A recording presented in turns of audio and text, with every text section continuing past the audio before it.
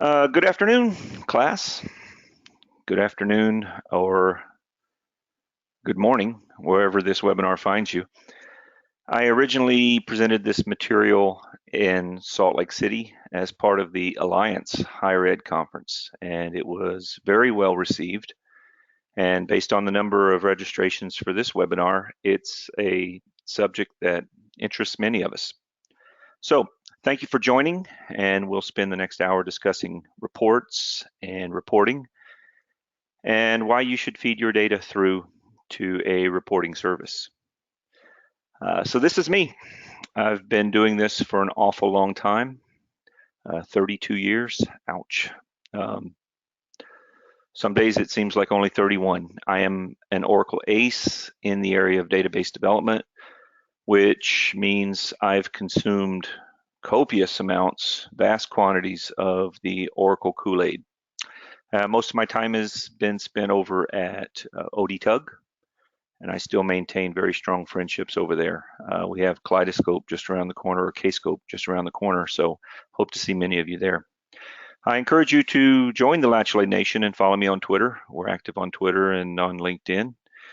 And I'm very proud of the blog that I author. It has a huge following that now includes 8 non-family members, so we're proud of that.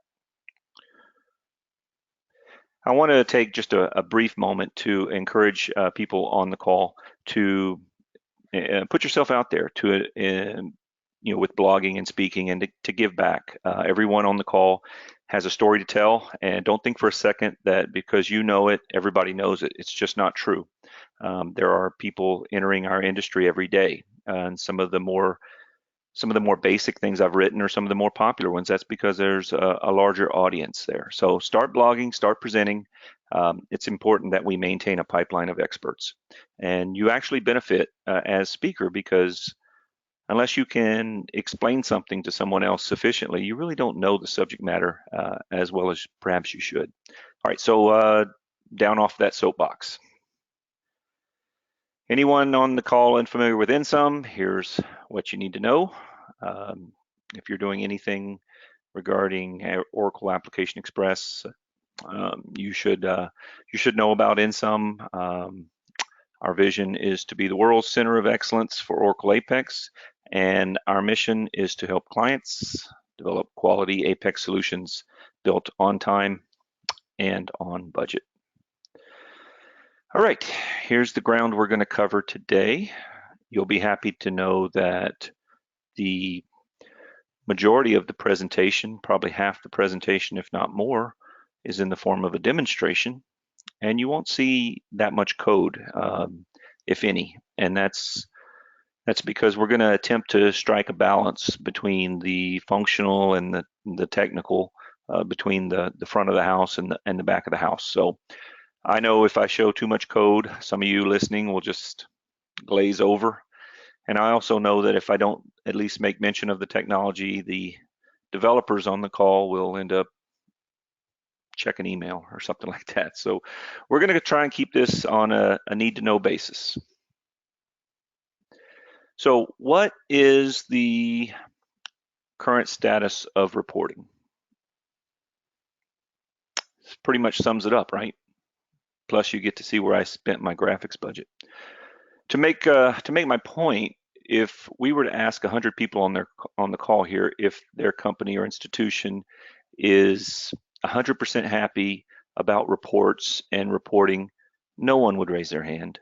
And I can promise you, if someone did, that success is fleeting, because no sooner is the report released to production, the ink's not even dry, and there's a user out there who's thinking, this report would be great if it only had this column, or if it was sorted in this fashion. So what are the main problems with reporting? First of all, it's a static display. You get what you get, and you better like it. If you go to IT and you say, hey, I want it sorted differently, they're going to say, too bad. If you say, I want different columns, say it to the hand. I want different output formats, they're going to say, sorry, can't help you there. If you want to render it in either desktop or mobile, they'll tell you pick one. Or if you say, I want this report scheduled to run every Monday and have it waiting in my inbox. And they're going to tell you, well, then run it every Monday. So the message with reports, at least up to this point, is, pretty much take it or leave it. Lots of problems with reports, lots of problems. And one of the biggest problems is time and again, we find we're reporting against data silos. And in this example, you're probably receiving 5 reports. So wouldn't it be great to see all this data through a single lens and through a single dashboard? Because that's the reality. We need to aggregate across data sources. And this ability to simultaneously report on internal or external, Oracle, non-Oracle, um, even unstructured data from social media, that ability eludes most companies. Now, there is a better way to work with your data, and that is to feed it through to a reporting service. See, we're in the age of service architectures, and the 3 that we're most familiar with are the infrastructure as a service, which is a little more than an OS, platform as a service, which you've got like an application framework on board, and then probably the one that most people are familiar with is software as a service, and that's just sign in and go. There is a 4th, which is backend as a service, and I had never really come across that before, but it kind of makes sense. It's like an API layer. So where does reporting as a service sit? Well, it sits about right here, kind of just short of a fully customized software solution. Now, no service architecture presentation would be complete without this obligatory slide. I've always loved this graphic from Paul Carrison, as it puts service architecture in terms that we all can understand. I mean, who doesn't love pizza, right? And so infrastructure would be basically you're using somebody's oven. Platform is going to cover all the way to the crust. And then your software as a service would be everything, including extra cheese and anchovies. So it kind of from left to right, it's kind of from delivery to DiGiorno. So let's take a look at the architecture required to support reporting as a service. The architecture is simple and the tech is quite thin. First, the users authenticate against their existing corporate environment. And then the users are redirected to the reporting cloud via SSO. The data is then pulled from secure REST services. Again, Oracle, non-Oracle, unstructured, SAP, PeopleSoft, Banner, NetSuite, ERP, it matters not. And then the reports are compiled and delivered back to the user via the browser. So what does that afford us? Well, you can remain database agnostic. The REST services providing the data can pull from any data source, really. And so no longer must you have to wait for your reporting request to navigate through to IT. This is extremely true for like simple changes. If you want to do something fairly cosmetic, is it really necessary to go through an entire dev and QA cycle if it involves column selection or sorting or filtering or charting or scheduling? Are those really a reason to go back through an entire development cycle? Not really, not really. Appearances matter, and because Apex is an HTML canvas, we can match corporate look and feel. We can share CSS style sheets, and reports can all be logoed and etc. The reporting grids and charts are completely available to desktop and mobile consumers, utilizing what's called responsive design. And should you need pixel perfect output, we integrate with Apex Office Print, and that's similar to BI Publisher, where you're able to use Microsoft Word or Excel to create report templates. And non-high fidelity requests can probably be satisfied with just the PDF output that comes right out of the browser. There's some really nice additions with the reporting as a service that you get right out of the box, and that's like a feedback loop and full user and report activity tracking, again, provided right out of the box. So how do we achieve this? We do so with a tool called Oracle Application Express, also known as Oracle Apex. Some of you may be familiar with it. Since this isn't really a technical presentation, I won't spend much time on these next 3 slides, except to introduce you to Oracle Apex. Reporting as a service is facilitated with Apex, but the capabilities certainly do not stop there. Apex is a fully supported web development framework. The best thing is, if you're a licensed user of the Oracle database, you already own Apex. And if you sign up for the Oracle Database Cloud, Apex comes pre-installed and ready to use. I mean, Apex is free to try, free to buy. Can't beat it. Now, you hear a lot of talk about low code. So what exactly is low code? My definition is it's that sweet spot between high productivity and high control. And it basically works in tandem. They work against each other. Presumably, to get one, you basically give up some of the other. And that's the cool thing about Apex, is Apex sits comfortably between no code and full control. See, the key is to use as much code as is needed to satisfy your requirements. And the beauty of Apex is that there are no code features, like if you want to bring in data from Excel. And on the other end of the spectrum is full control, where you can code to your heart's content. But let me remind you that more code generally translates to more bugs. So you really don't want to allow the pendulum to swing too far in that direction. Our talk today will center around reports and reporting, and it's something that Apex does extremely well, but it's really only the tip of the iceberg, because it's an excellent choice for everything between simple departmental apps all the way up to applications serving your enterprise. And because it lives in the Oracle database, it's very tightly integrated. It scales with the database. When database features are added, they automatically become available to Application Express. And probably the best description I've ever heard of Apex is that it's a thin veneer over the database. Simply put, Apex is really the development tool of choice if you're working on the Oracle database. Some use cases for Apex, aside from reporting as a service. A significant part of our business at Ensum is extending ERPs like Oracle EBS, eBusiness Suite. We can do the same with Banner or PeopleSoft. If you're currently maintaining your own extensions, EBS extensions, look us up. There is a better way.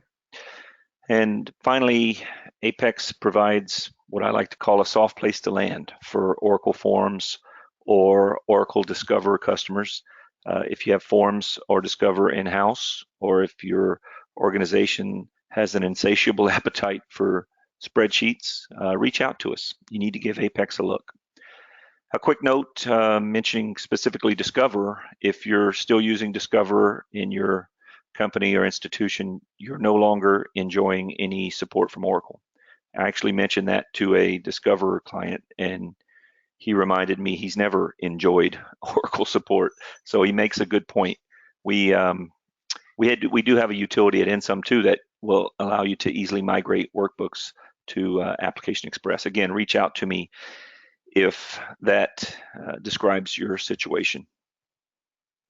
Okay, let's take a look at reporting as a service. Remember, reports can be themed and branded to match your corporate look and feel.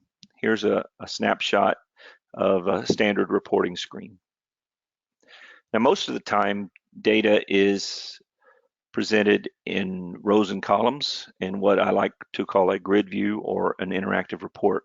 And the major functionality that we're going to talk about is right there in the action button. And most of the time, rows and columns work really well, but many times charts will paint a more compelling picture. And you can see as we go through here, there are some 13 different chart families in total, and they're all available to you, all available at your fingertips. If you need highly formatted output, no problem. If you need invoices, shipping documents, administrative forms, packing lists, or whatever, those can all be easily produced. And a couple of admin features that are worth mentioning is out of the box, you get a calendar view of all your reporting activity without having to code any of this stuff. You want to know which reports are most popular? There's some canned reports that deliver that information. And which are the most active users?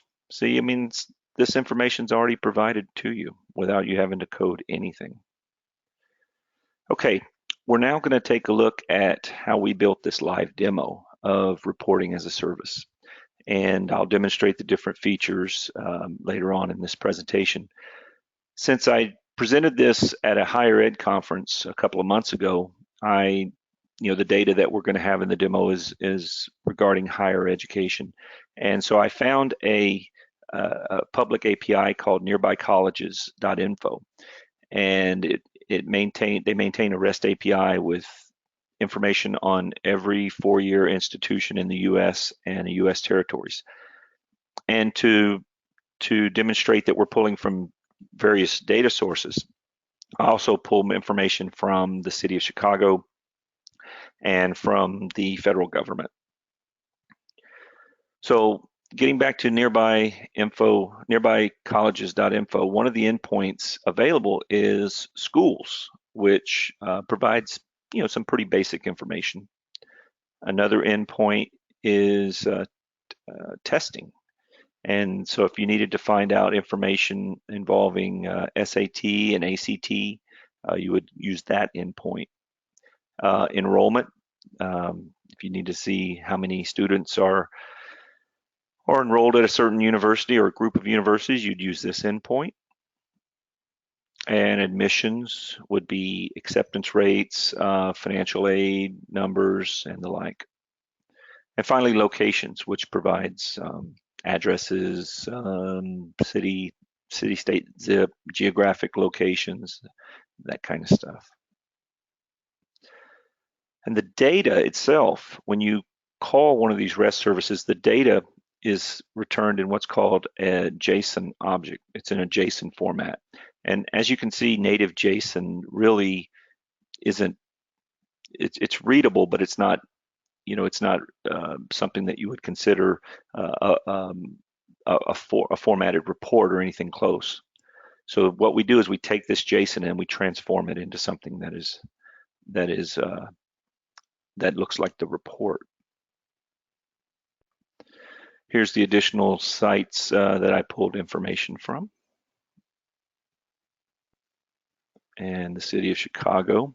Again, the point is to demonstrate that we have this ability to bring in data from various completely unrelated sources. And the only common thread is that they be local data sources or that they be REST enabled.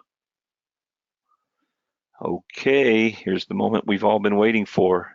So let's get your popcorn ready and let's do a demo. Let me switch out of here.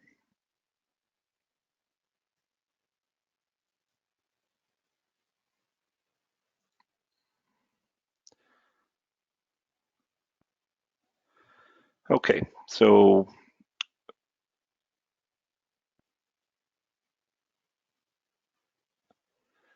this right here is your first glance at reporting as a service. And there's a couple of things I want to point out here. Everything that you see is completely rendered through REST services. There is no data persistence. There is no tables underneath this application whatsoever. So You've got information, the call outs, all that has been done with just calling these REST services. There's a 2-series bar chart here. There is enrollment information here. I threw together a pie chart, probably could have used a legend there. And then I wanted to also demonstrate, if you needed to see your data in rows and columns, we can also make that presentation as well. And there's the action button, which we'll get to in just a second. Cool thing about it is also the drill downs are already here too. So let's go into University of California, Berkeley. Boom, there we go. This is another REST call that we were able to put in there. So pretty cool stuff, pretty cool stuff. So if you're a college or university, again, that's where this presentation originated from. That's probably the most siloed environment you could possibly think of, because you've got all the fiefdoms around the university. You'd be able to have one single dashboard that was able to pull in all the information university-wide. Okay, so we have the ability to drill in to each one of these. And keep in mind, I did this and I'm not a developer. I was just able to query these REST services that are existing REST services, and I was able to put together pretty neat presentations here. Okay, let's look at the listing. Again, we have the ability to drill in just as we did on the dashboard.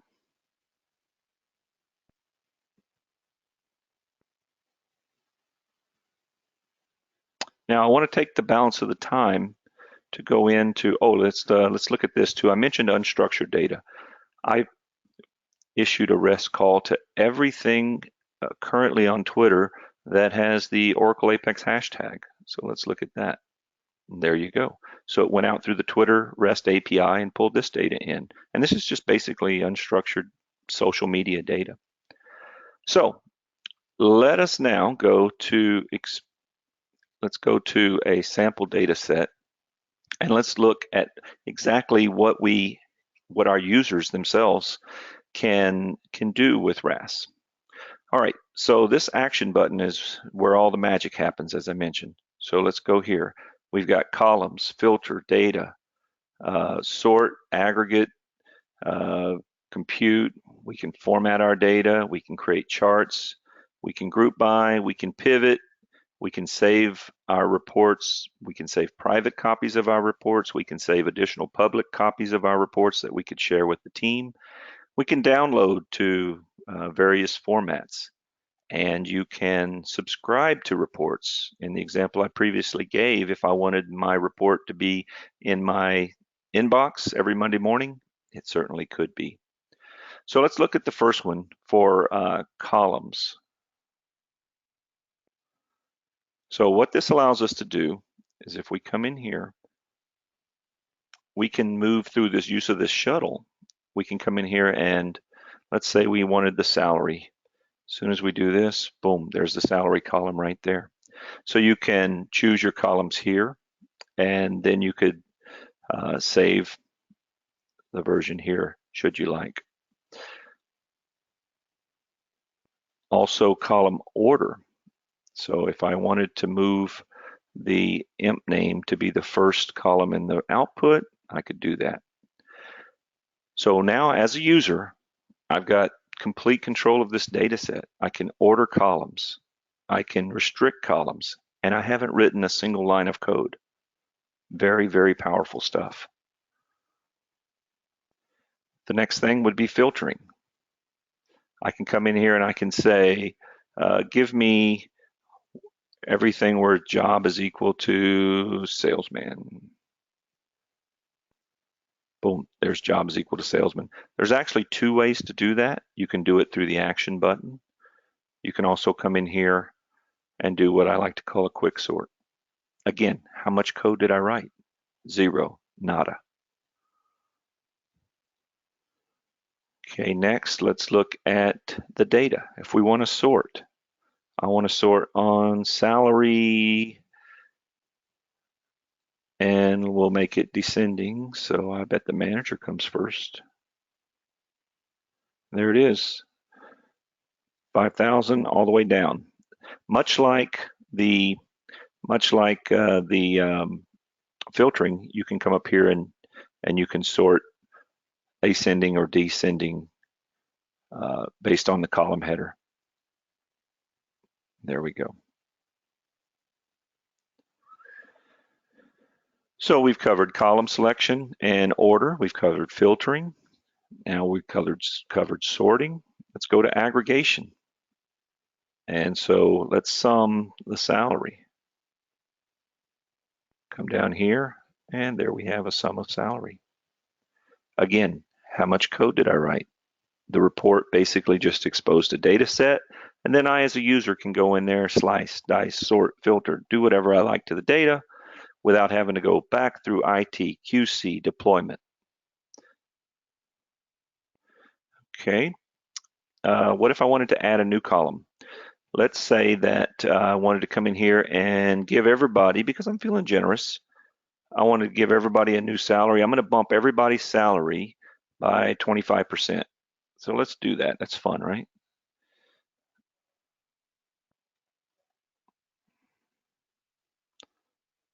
And there's everybody's salary bump by 25%. Again, how much code did I write?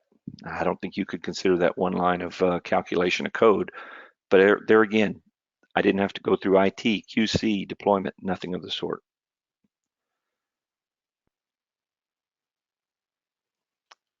All right, control breaks are pretty popular too. Let's say we wanted to render this by department.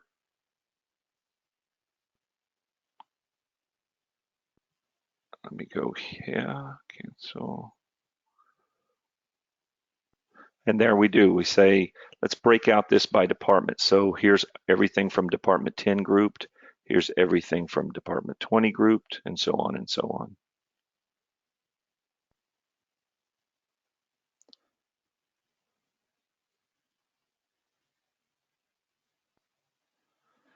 You can do conditional highlighting. If something falls out of spec, let's say if the salary is greater than, let's say the salary is greater than 2,500. We're going to put it in yellow. And so here's the condition, salary greater than, or let's say make it greater than, I said, 2,500. And there we go. Again, how much code have I written? How much have I bothered, IT? How much have I bothered QC? How much time has it taken me to do this? We can also chart. So I've already prepared one of the charts here. We can come through here and basically I said I wanted a pie chart and I was going to count the number of jobs across the entire company. If I wanted to make that a bar chart, I should be able to do it just like this, boom. And if I wanted to make it horizontal, I could do that. Again, the examples are very basic examples, but they should demonstrate clearly that we've empowered the user. Apex has empowered the user to do all this without interference or obligating any other team in your university, any other team in your company.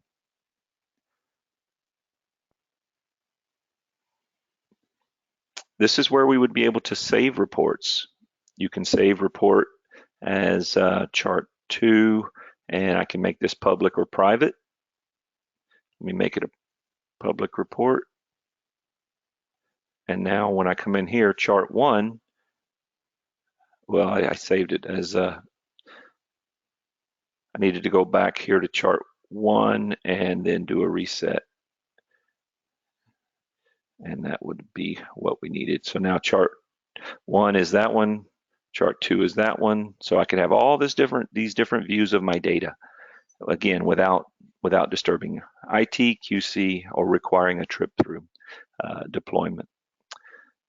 Next is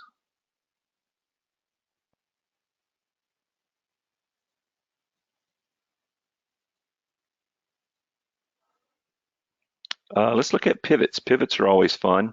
And pivots is not something that's easily done.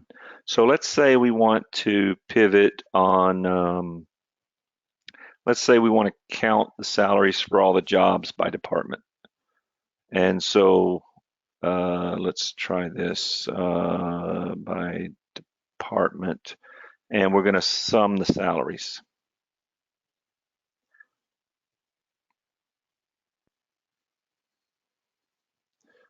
And we're going to say tote sal, and the format mask is just dollars. That's fine.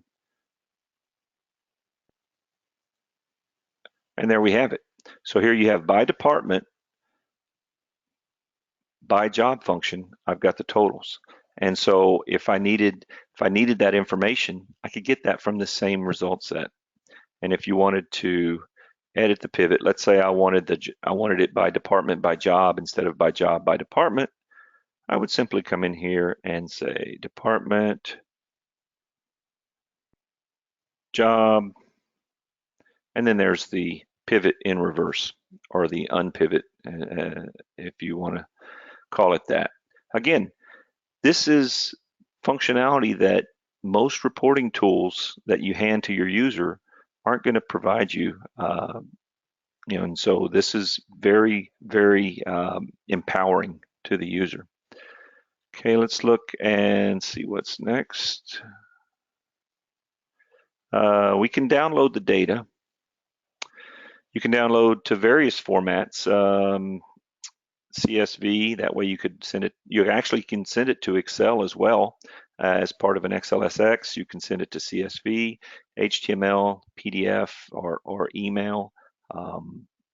And you can also restrict, I should mention that too, everything in the action bar.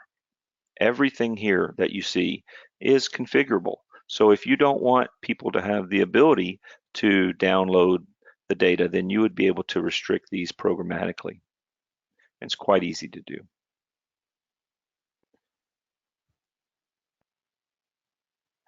And finally, there's a subscription, which allows us to have the report in your inbox every day, every week, every month, and you can begin and end date it. So that's very powerful stuff, and it would not require you to burden your IT department to create this subscription for you. Okay, let me go back to the presentation here.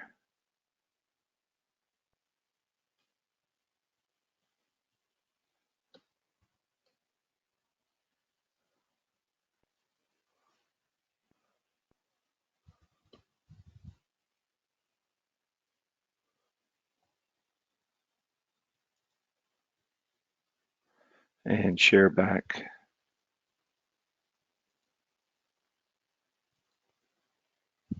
Okay.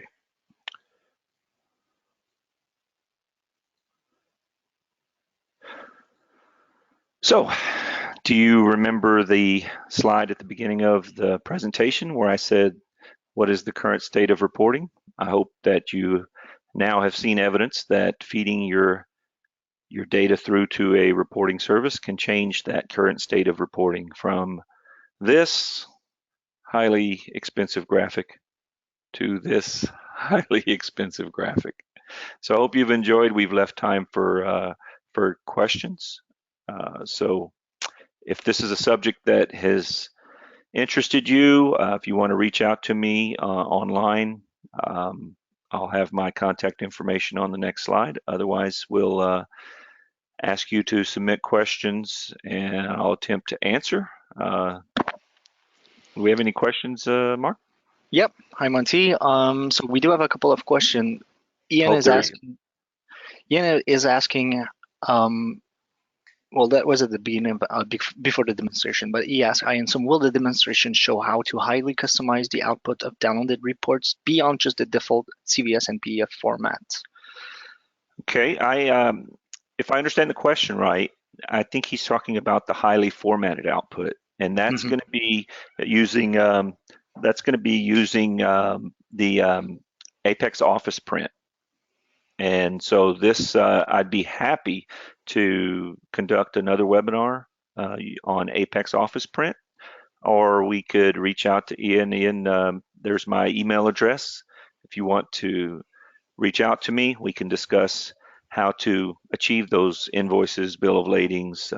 Again, it's quite easy, and you're using formatting and layout tools that you're already used to using, like Microsoft Word or Excel, and then you just basically expose those templates to your data.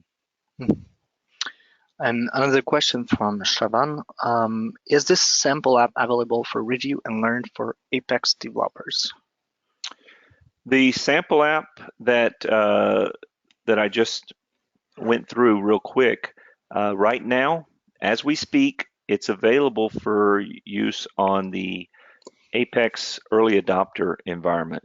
And so right now, right today, the answer is no, but I fully expect to make it available as soon as Apex 18.1 goes GA, or general availability. So until Apex goes GA, it's not available. When is Apex going to go general availability, you may ask? It really is any day now. It really is any day now. Oracle does not show their hand when it comes to when they're going to release their tools, but all indications are that it's imminent. And there's a lot of build up and a lot of lead up to Kscope. So I think we're really primed to hear from Oracle in the next couple of days. If it's not out by Kscope, I'll be surprised, because that's where everybody kind of comes together and talks Apex. June 10th through the 14th, the center of the Apex world is going to be Kscope 18. And speaking of, if you're considering going to Kscope, please use InSum's registration code, and we'll save you $100. 100 large. Perfect. So we have a question from Justin, who asks, how do REST services in Apex work if the REST service will only return a maximum of 1,000 items at a time, but there are, let's say, 20,000 items total? Okay, I think if I understand your question right, you would want to, let's say, what you would want to do is you would not want to pull over 20,000 at a time. You would not want to pull over, I wouldn't even think you would want to pull over 1,000 at a time. The way these services, they perform well enough to where, generally if you're doing some pagination on an Oracle interactive report, on an Apex interactive report, it usually pulls the next 15 or the next 50 rows. And so what I would do is I would make those a call as you paginate, because there's really no reason for you to bring over, thousands of rows or thousands of elements just to page through them on the client side. I think it's not going to be beneficial at all.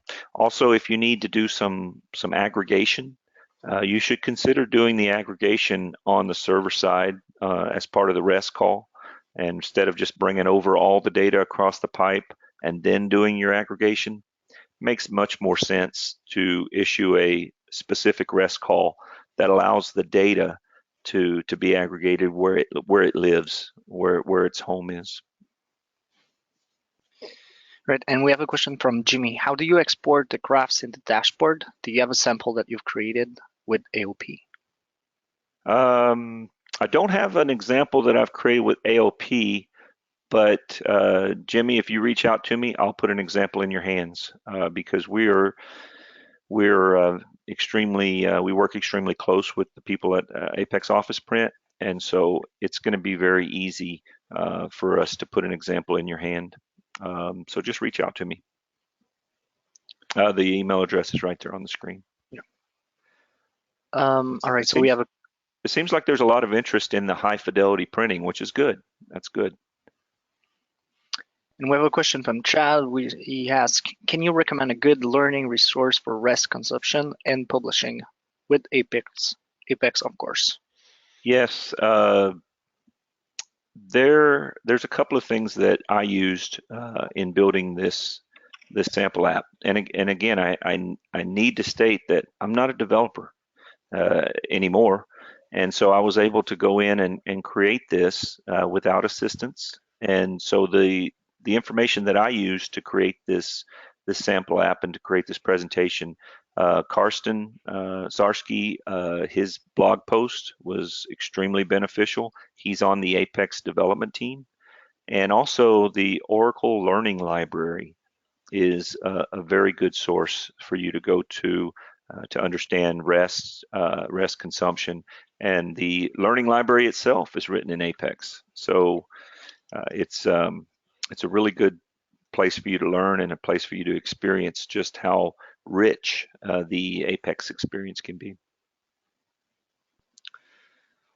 Okay, thank you, Monty. So we have another question from Rob, and he's asking, can you explain reporting as a service a little more? Is it an app, or is it just using Apex to create reports? It's a good question. That's a really good question. And I can tell you what it is today. I don't really know where it's going to end up. I don't really know if it's going to end up being like a pure subscription where you would basically just subscribe to an instance out on the cloud or not, because really the sky's the limit with reporting as a service, and that's what's so cool about it. What reporting as a service is on the head of a pin. It's exposing Apex reporting functionality to non-Apex users, to non-Apex customers. So if I was a SQL Server shop, or if I was an Oracle shop that had never used Oracle Application Express before, you may not know that all this rich functionality around reports were available to your users. So now with reporting as a service, you don't even have to bring Application Express on-prem if you don't want to. If you're not an Oracle shop, why would you want to? When you could just hit a cloud instance. So you would basically be able to seamlessly, using single sign-on, you would be able to seamlessly leave your existing .NET environment or your existing whatever your local authenticated environment is. And as long as that local authenticated environment can call a REST service, when we can bring you to the cloud service via single sign-on and then make those REST calls. So what is reporting as a service? It is exposing Apex report functionality to non-Apex customers via secure REST calls. That's it on the head of a pin. And just to get back on the last question by Chad, he's asking, what was the blog you mentioned? Karsten Zarski, Karstenczarski.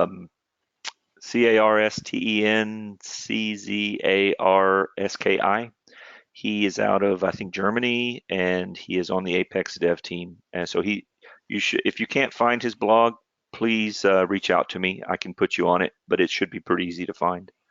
In fact, any of the developers on the Apex dev team, Joel Coleman all the way down, that should be required reading if you're doing anything with Application Express. The community around Apex is like no other. When I was working with ODTUG, I got to experience all the communities, all the Apex community is like no other. There's this spirit of camaraderie, of helping each other out, and it starts with Joel and extends all the way through the dev team, all the way to companies like Ensum and others around the globe. All right, and we have another question from Venki.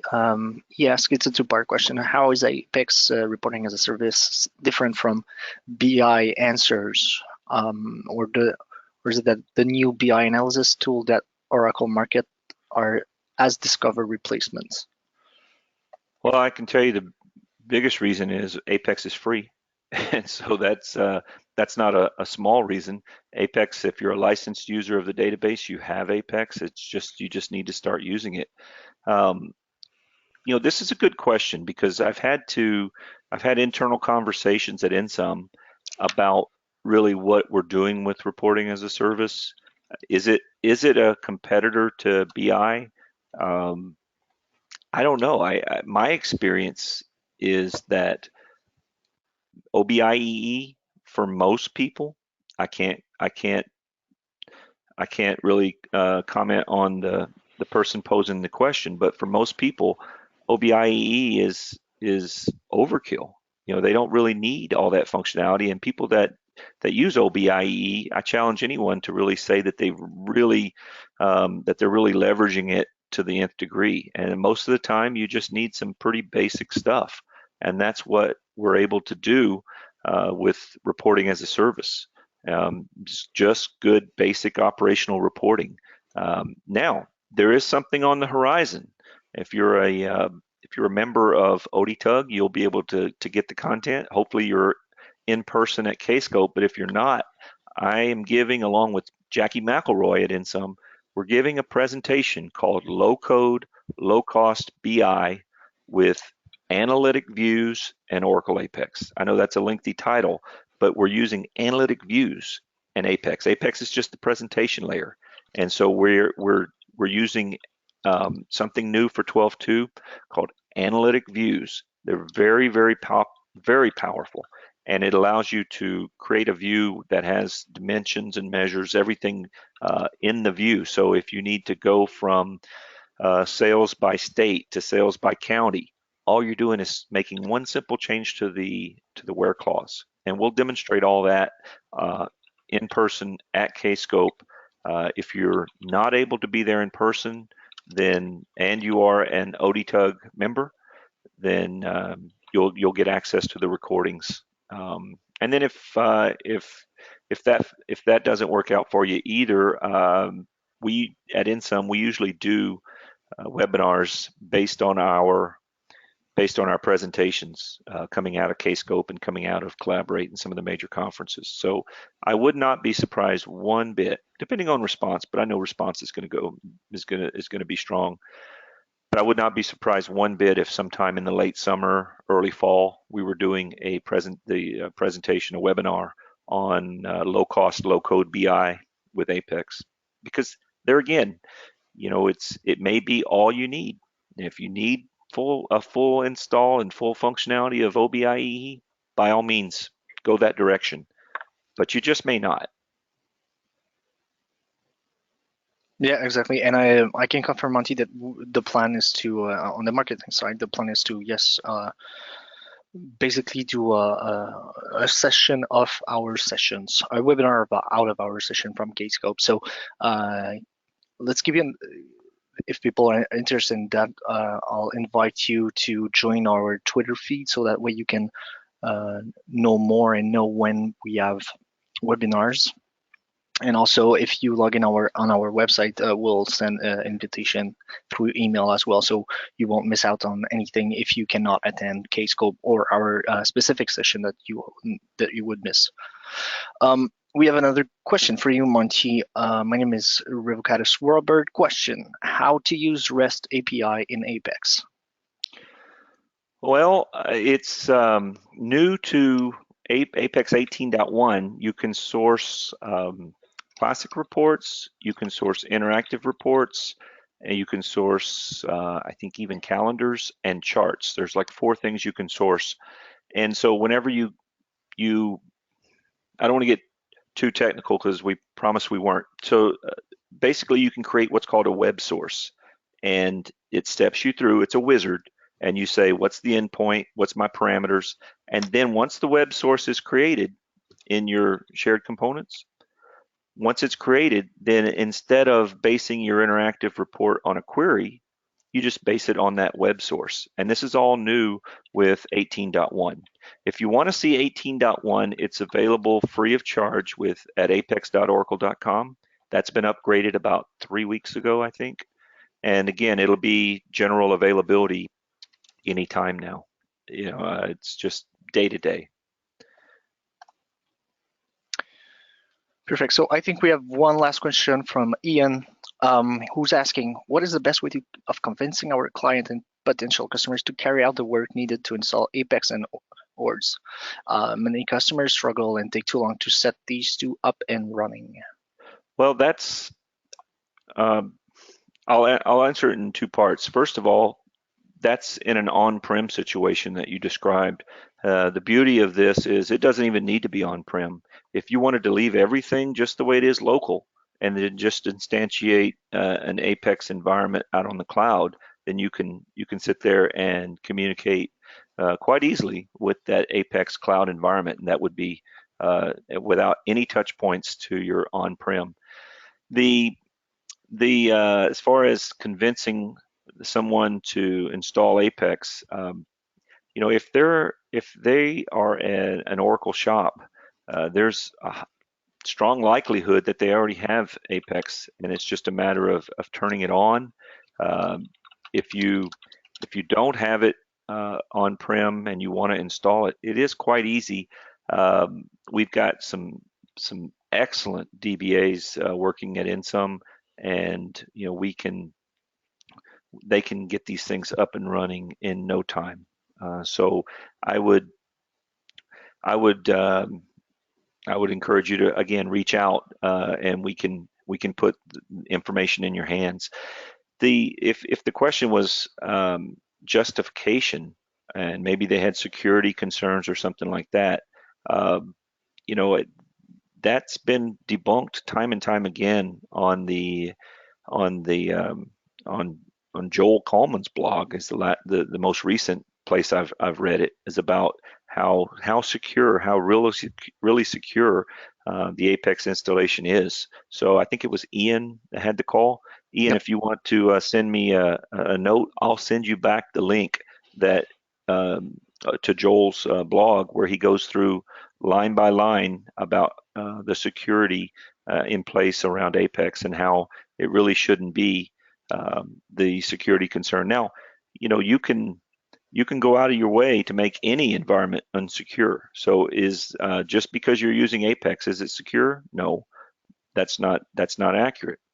But we can definitely know which buttons to push, and we definitely know how to make it secure. And keep in mind the list of clients for Apex. It's used extensively in government, in the Department of Defense, Department of Energy, Department of Agriculture, lots of government contracts, and that's where Oracle cut their teeth. So if it had security concerns, you wouldn't see all the banks and all the government customers lining up the way they have. Okay, so we received two other questions, and I think after that it's gonna be it. But if you do have any question that Monty has not answered, guys, don't hesitate to email him. His email address is on the webinar right now. So Jason asked, does the Apex 18.1 support a REST push? If I understand the question right, I think the answer is absolutely yes, because I was using 18.1 in the demos. So now I was pulling information from source to the reports, and that's a good point. Let me be brief here, but what we demonstrated today was just basically pulling information and presenting it on a page. And Apex does a great job with reporting, but that's not where it needs to stop. Let's say that in a university situation, you had brought all the information in, and then you needed to massage the data and then send it on for processing downstream. You could do that very easily with Apex, and you could do that processing downstream. You could send this data that you've prepared. You could send that on via REST services as well. So reporting as a service really was only the gets, but if you needed to do the puts, you could do that just as easy. It just was out of the scope of a reporting presentation. All right, so we have a last question from Revocatus, who was asking about how to use REST API in Apex earlier. So his last question is, are there any restriction in creating reports, especially when transferring data from interactive report to graph reporting? Not sure I completely understand the question. If there's any restrictions, No, there's no restrictions. Um, there's again, we talked about where reporting as a service could go. If this is a subscription model, there could be, you know, there's different pricing models like, per report, per named user, and that kind of stuff.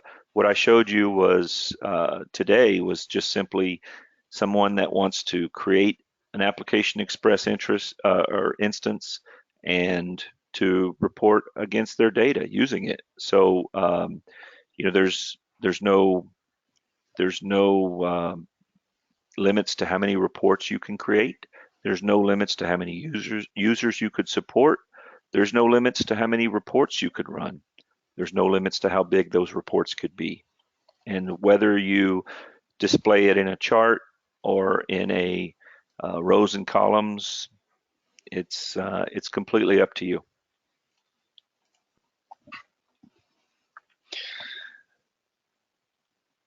All right, so I think you've answered everyone questions, Monty. Good job. And so, do you have any parting words before we quit this webinar? No, the only thing I would say is that, when something seems too good to be true, it usually is. But in this case, Apex really does live up to the billing. It's very tightly integrated with the Oracle database. And if you are an Oracle shop, or in the case of RaaS, if you're not an Oracle shop, you should really take a minute and explore Application Express because you'll be pleased with what you see and you'll be glad you did. So thank you all for your time. And please, again, reach out to me. We'd love to get your questions answered.